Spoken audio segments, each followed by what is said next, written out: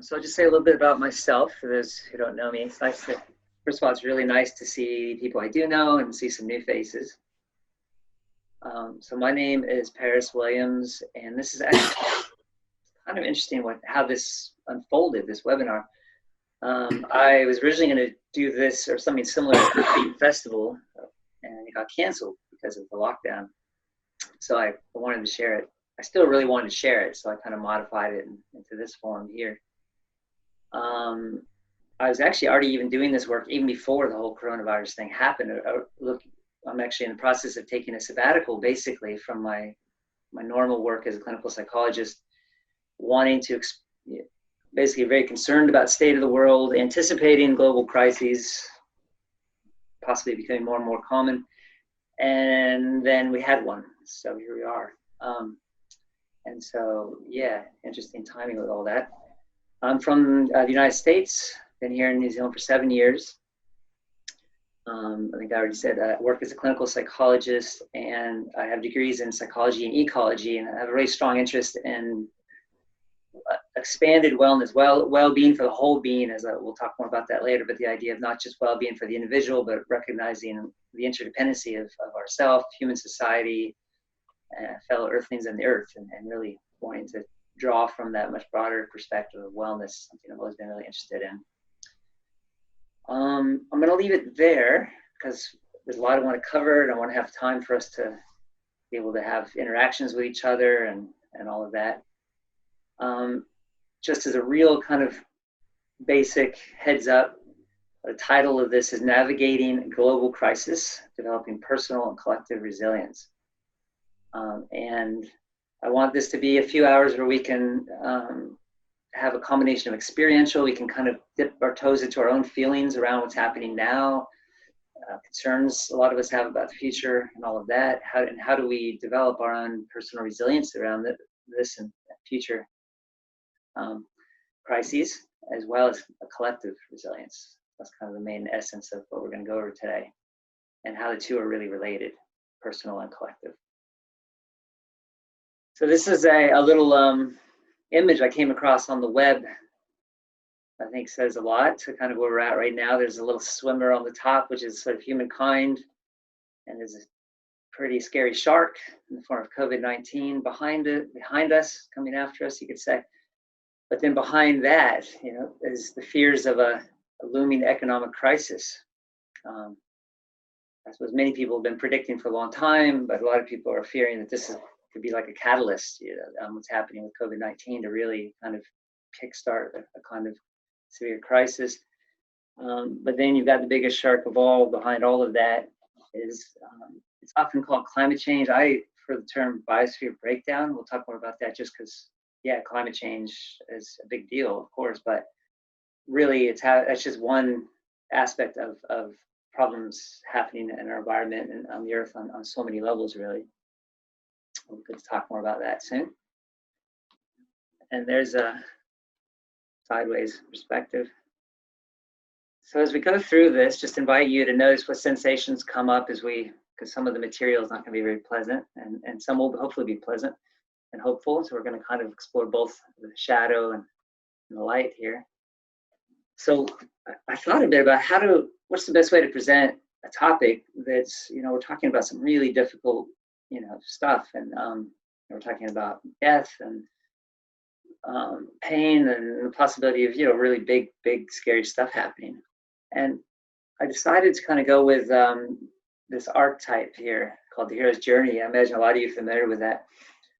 Joseph Campbell, mythologists, popularized this 40, 50 years ago, but the idea is that virtually all cultures on the earth, tribes, indigenous peoples, and even Hollywood, right, modern Western culture, you'll find the same theme throughout our stories of how we make sense of the world and how we even have fun, with plays and theater and music and all of this similar kind of circular pattern.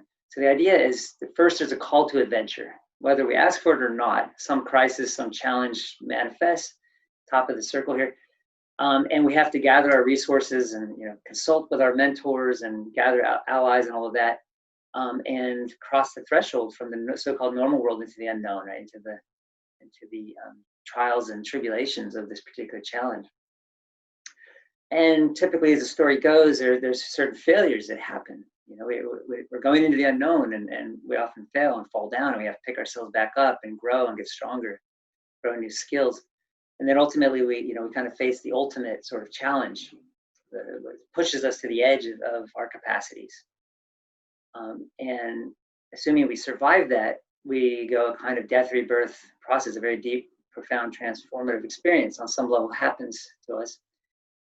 We have some insights, revelation, and we come out the other. Often there's atonement. There can often be a recognition of maybe the way we were living was harmful in some way and wanting to atone or repair, reconcile.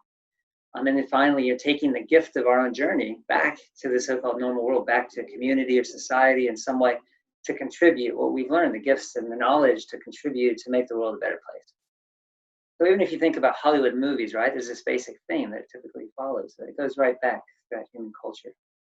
So I'm going to invite us to look at what's happening right now on the journey of humankind, collectively, as well as personally from this framework, as well as our little 3 hours here, kind of using the same framework for us now.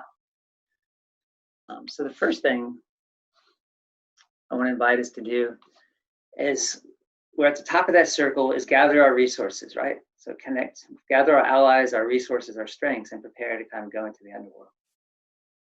So I invite you now, just take a moment, and again, you can either close your eyes or lower your gaze and return back to what we'd started at the beginning of this webinar. So just tuning into your body, feeling your body being supported here by the earth.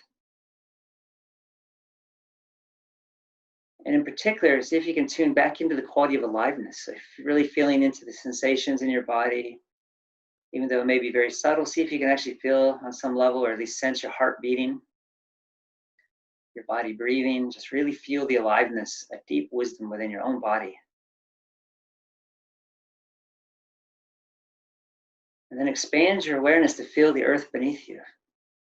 Really feeling, so not just intellectualizing, but actually feeling that this aliveness inside of me right now is a manifestation of the earth beneath me. So as Alan Watts, philosopher, once said, in the same way that an apple tree apples, like if we use the word apple like a verb, to apple, and that apple contains, the intrinsic fibers and life of that entire tree. In the same way, the earth peoples. So the earth has manifested us. So we're merely a manifestation of the earth, and the aliveness in us now is connected and rooted deeply to the aliveness of the earth. So just take a moment to feel that and gather. See if we can gather and harness the strength and the aliveness and the alliance of the earth in this moment.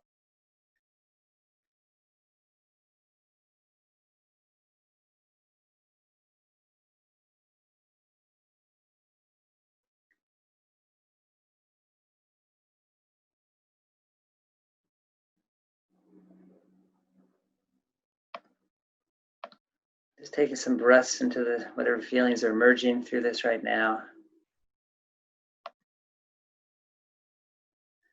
And then just gently bring your attention back to the group, to the screen, without losing the contact.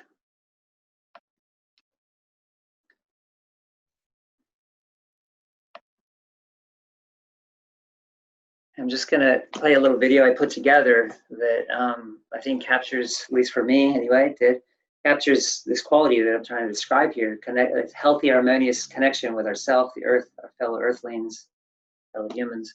And so as you take in this little video, I'm just inviting you to notice how that impacts your inner world. You may or may not be able to take some strength or joy from this, but just again, with that mindful attitude of openness, curiosity, just notice how it impacts you.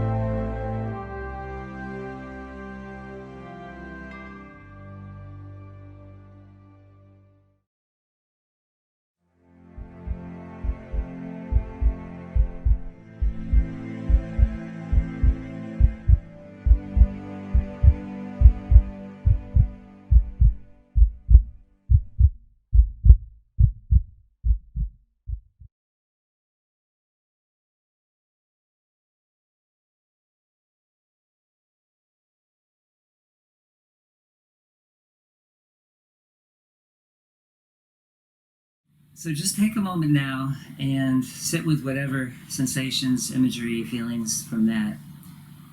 And we're going to head now across the threshold into the underworld. And so this is a video I put together trying to capture what I feel kind of the essence of the major disharmonious or dysfunctional relationships between humankind and each other, our fellow earthlings, and the earth. So it's likely to be pretty unpleasant. I didn't use the most horrific imagery and things, but it's still not very pleasant for the most part. You know, we're looking at our demons. So I'm coming from the perspective, in order to really move into making peace with these demons and actually moving towards a more healthy, wholesome way of relating to ourselves, earthlings and earth, we have to at least have an understanding of where we're at, where we're starting from. So this video here will be kind of my attempt to do that. And I invite you to just continue to just keep your feet on the floor, or just feel that contact with the earth in some way. And if you find that any of this more disturbing than you really want to handle at the moment, then you can turn your sound down or just look away. Whatever you need to do is totally fine. I'm just acknowledging that we're all in different places at any given point, so whatever you're able to take in is totally fine.